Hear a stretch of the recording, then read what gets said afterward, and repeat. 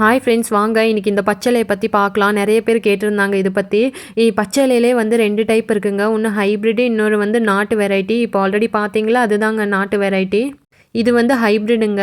இது எனக்கு எப்படி கிடைச்சதுன்னு வாங்க நான் சொல்கிறேன். நான் ஹொசூரில் வந்து செடி வாங்கும்போது ஒரு சின்ன அந்த இதில் கவரில் வந்து இந்த செடியும் இருந்துச்சு. அந்த தம்பி கொடுக்கும்போது சொன்னாங்க, இது பச்சளையும் இருக்கும், உங்களுக்கு யூஸ்ஃபுல்லாக இருக்கும் அப்படின்னு சொல்லிட்டு. பட் அப்போ எனக்கெல்லாம் இதோட என்ன இம்பார்ட்டன்ஸ் தெரியாதுங்க.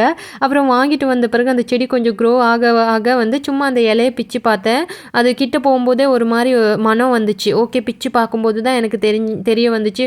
அது அவ்வளோ ஒரு என்ன மனமாக இருந்துச்சுங்க.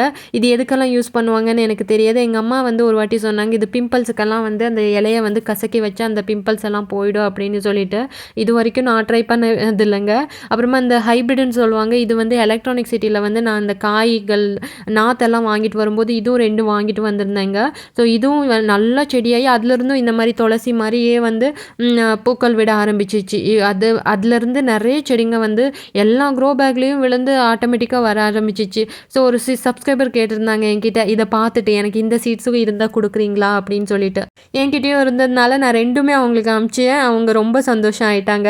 ஸோ அது சொன்னது தான் வந்து நிறைய வந்து சப்ஸ்கிரைபர் வந்து கேட்டிருந்தாங்க என்கிட்ட வந்து, எங்களுக்கும் கிடைக்குமா அப்படின்னு சொல்லிட்டு. கண்டிப்பாக நான் கொடுக்குறேங்க. அதுதான் இப்போ ஃப்ரீ சீட்ஸ்க்கு வந்து நியூ அப்டேட் பண்ணியிருக்கேன்ல. ஸோ நான் வந்து சப்ஸ்கிரைபராக இருக்கணும், அப்புறமா சில கொஷின்ஸுக்கு ஆன்சர் பண்ணணும் அப்படின்னு சொல்லிட்டு அது எல்லாம் பண்ணால் வந்து நான் இதுவும் வந்து உங்களுக்கு சீட்ஸ் யாருக்கெல்லாம் வேணுமோ அவங்களுக்கு அனுப்பிச்சி வைக்கிறேன். அப்புறமா வந்து கட்டிங்ஸ் எல்லாம் வந்து ஒரு சிலது அனுப்பலான்னு இருந்தேன். ஸோ இதுவும் வந்து அதில் இருக்குது.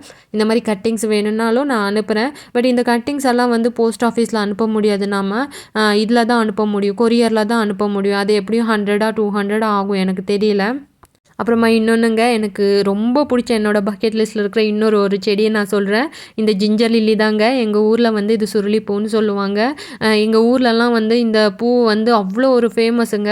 இது வந்து மலர்றதுக்கு முன்னாடியே வந்து இதை வந்து பறிச்சிடுவாங்க இது செடியிலேருந்து. ஏன்னா வந்து மலர்ந்துட்டால் வந்து அந்த ஏரியாவே அவ்வளோ மணக்குங்க இந்த பூவுக்கு. இதில் மாலையெல்லாம் கட்டி போடுவாங்க சாமிக்கு. அவ்வளோ அழகாக இருக்கும் இந்த பூக்களில் பார்க்கும்போது. ஜிஞ்சர் மாதிரியே தாங்க இருக்கும் இந்த செடியும். அந்த ஜிஞ்சர் மாதிரியே வந்து கீழே கிழங்கும் இருக்கும். ஸோ அந்த கிழங்கு வச்சாலே போதும். இதுவும் வந்து சீசனல் தாங்க. மழை காலத்தில் மட்டும்தான் இந்த பூக்கள் வரும்.